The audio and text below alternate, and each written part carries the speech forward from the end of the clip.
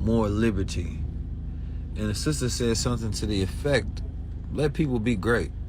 Let people be and be entrepreneurs and do what they want to do, and everybody gets the right to choose. Well, a slave does not get the right to choose. And that's really the thing that a lot of people don't understand. You don't get the right to choose when you're a slave. I'm not going to let nobody be happy being a slave around me. That's not the thinking of a free man. Not when you experienced true freedom and you know what that feels like. You know how crazy you got to be going to the other slaves and telling them to take risks so that they can experience true freedom, and they telling you, listen, I was happy here. No, you're not, because you don't even know how to experience true happiness, because happiness cannot be experienced in slavery. Not true. So at the end of the day, you can't be great being a slave at the same time. You have to choose one or the other, because there are no great slaves. There were no great slaves. And by that, I mean, it wasn't saying that there wasn't good people who were slaves, but to be great, either you had to die fighting for your freedom, you understand me? Which means you died a free man or woman. And that's the difference. Fighting for it, dying for it, living for it, being a contestant of it, right? Being an activist for your liberation. There were a lot of human beings that were on that plantation that did not die slaves because they chose to fight to be free. And in that fight to be free, you are no longer under the guidance of a master, no longer under the management of a master. In that moment, you are free, 100% free. And that's the difference. So, no, if you don't want to hear this sort of conversation, if you don't want to hear this talk, then just leave. But don't come in my atmosphere, whether it's on this social media platform and in real life, asking me to tone it down so that you can feel more comfortable on the plantation. Because that ain't gonna happen. You understand me? I look around too much, man, and I ain't gonna lie, sometimes I just get that feeling like no matter how much you can do, it won't be enough, right? Sometimes that feeling does overwhelm me and overtake me, and people ask me all the time, like, how can you know what you know about the world and not feel in a dark place, not feel like, there's no hope, right? But I never really get that feeling. It not completely. It comes and goes in a sense to where it's like, we see those who know it, we know play with the revolution, right? And we know we don't get enough help, not in the sense to create the type of change that we need to. We able to do just little small flickers of things, which at the same time is great. When you can help one human being, 2 human beings, 10 human beings get to freedom, that is great. Like Harriet Tubman didn't free thousands, right? Mentally, she did with her story after it was told hundreds of years later. You understand me? But during her actual time, she was only able to free tens of people. But the story reverberated, and look how many people can still analogize what she did to energize their own freedom and their own conquest towards freedom. So it's like, it's nothing wrong with starting with your fellow brother or sister and helping one of them. And some of us, we sometimes feel like we have to change everything all at once. You got to reach the whole world, and we got to see this change in our lifetime.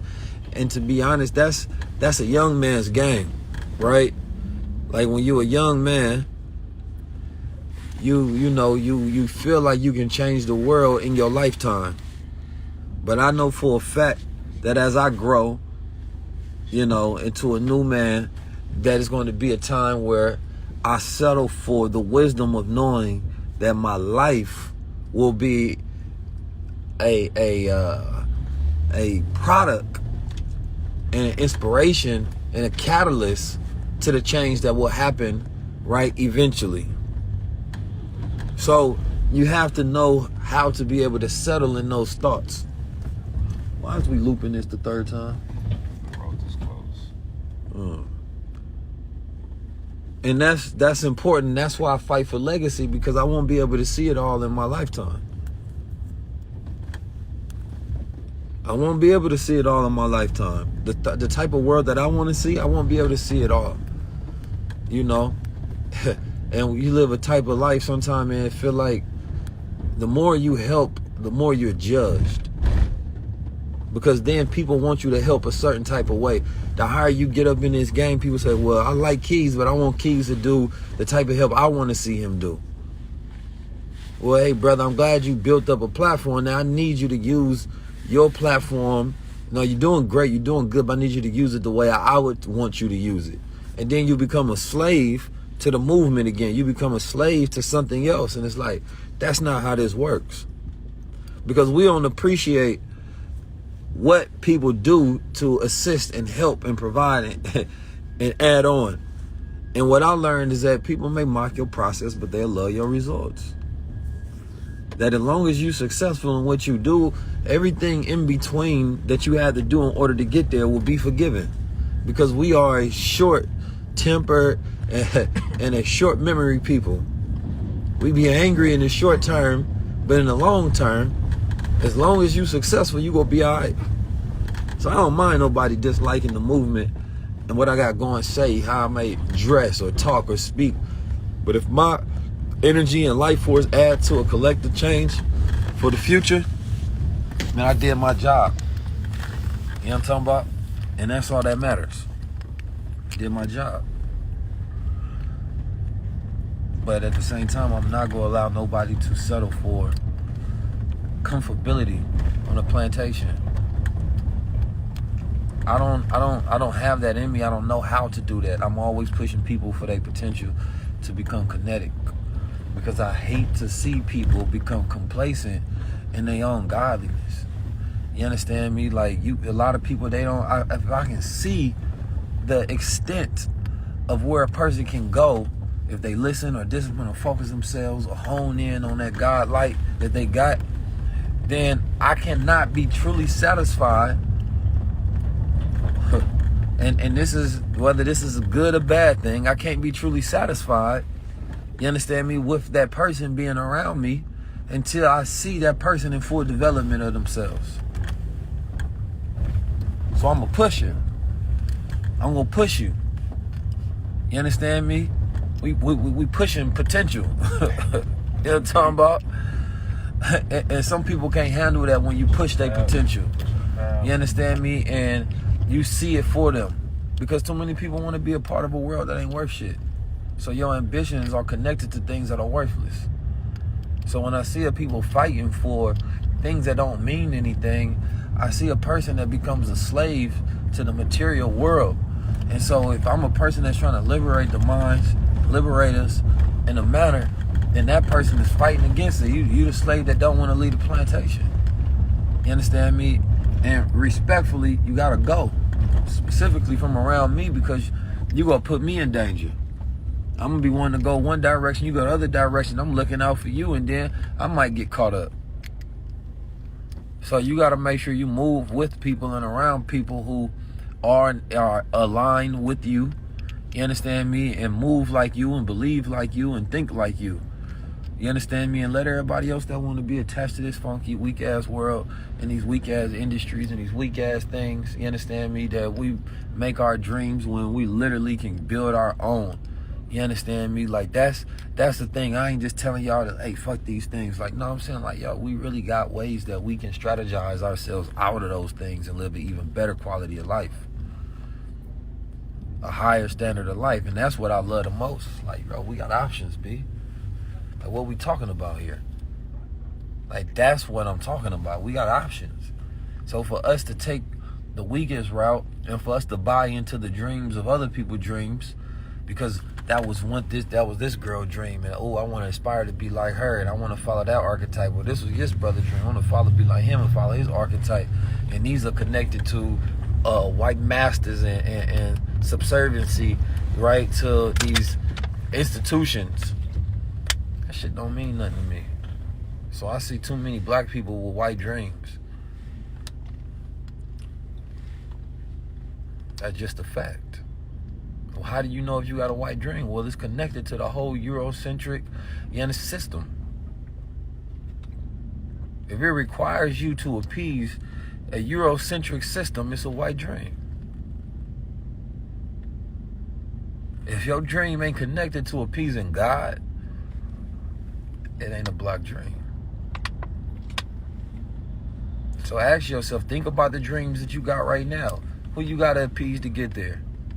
Who you got to satisfy to get there? Who you got to make happy? How much ass you got to kiss? Who you got to network with in order to make your dream successful? That'll let you know what type of dream you got. What color is your dream? What frequency is it? Is it connected to the very world that you would love to see actually come down and a better world be built up? Or is it connected to your people, your liberation, a new world, a new condition, a new type of mind, a new type of righteousness? What is it? That ain't for me to determine. That is not my job. That is for you to determine. I don't know you across the screen. You got to go sit down with yourself and you have to decide, like, wow, my dream is connected to this world. This is why I can't give it up. This is why, I can't turn my back on it. This is why I can't speak truth. This is why I can't agree with those who are real. This is why I'm so connected. Why I think I want the world to end, but my damn dream is connected to this world. And when I say world to end, I'm not talking about the end of the world in the sense that the planet dies. I'm talking about the end of these systems that control us, that consistently keep people slaves. And these oligarchies and monarchies, capitalist systems. So you feel me? That's a question that you got to subscribe on your own heart. You understand me? And you have to decide and decipher, who are you? Because not a lot of people spend time with that question to develop themselves. Like, who am I? You know what I'm saying? Everybody want to follow this white man blueprint. At the end of the day, man, it be some sucker shit, because that's all it be. Don't know none of the philosophies of any African psychology or comedic science. Following the psychology of somebody who just came on the scene. But I really want you to deeply answer that question for yourself. What kind of dream I got? What is my life more connected to? My oppression or liberation? Because we don't even realize we be fighting for the wrong team in the name of a good dream. So Martin Luther King did. He had a dream that was connected to the Eurocentric system, so he had to appease them. Then he had his own people hating him. Then he realized, like, damn, I was fighting for the wrong team. We got to go through economics, and we got to go through economic separation. Then they killed him because he started to wake up into the right dream. It's simple.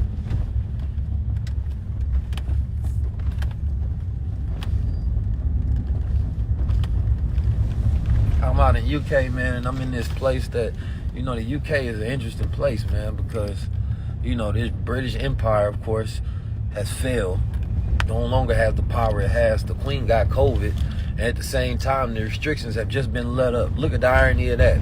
Boris Johnson was caught and goddamn partying, so he had to change the rules.